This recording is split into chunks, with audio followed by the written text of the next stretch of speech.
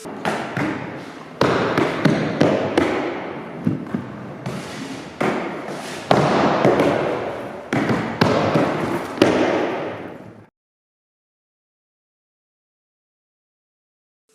guys, how's it going? It's Denham or Denweasel or whatever. I thought today, because there's so many new people getting into freestyle, I thought it'd be a good idea to look at some really basic footwork. So I thought we'd look at endovers. Endovers are like one of the, I guess, easiest sort of freestyle pieces of footwork to learn. It's something that you can tie into a lot of different combinations. It's something that's going to really help you get that relationship between like your upper body and what your feet are doing. More importantly, for beginner freestylers, I think it's really important that you try and roll a little bit. I see a lot of beginners who are just working on stationary stuff, and that's cool. But the essence of freestyle is kind of getting that flow, you know, linking things together, getting moving, using some floor space. So hopefully this will help you a bit with that. In terms of difficulty, this one is not too tough. It should be fairly straightforward for you once you get the right foot positioning. Let's see how we get on. Give them a go and get you moving and footworking and all that stuff that is so good about freestyle.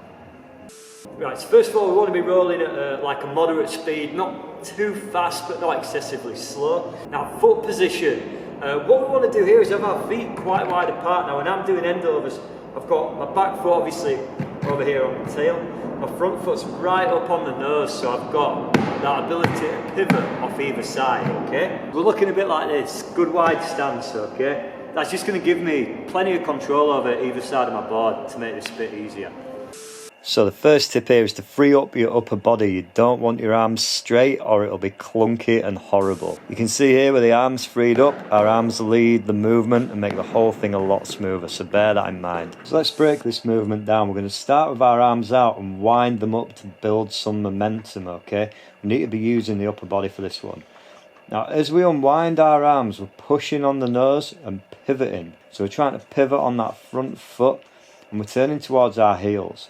As you complete the first rotation, make sure you transfer your weight onto what is now your front foot.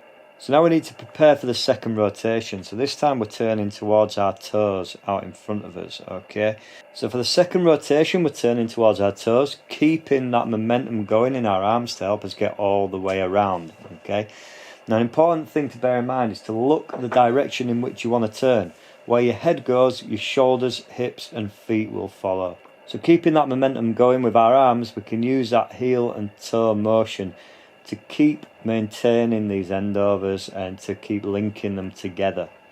Now, if you're struggling, leave a pause between the pivots and it'll feel weird rolling backwards at first. So take your time. Try not to rush and just get used to pivoting into fakie first. Get used to that motion, get used to rolling backwards, and then you can start linking in the second part of the endover. So as always, the main thing is to practice, get used to linking endovers into the footwork sequence. Take a bit of time. Best of luck with it. We'll see you soon for another trick tip.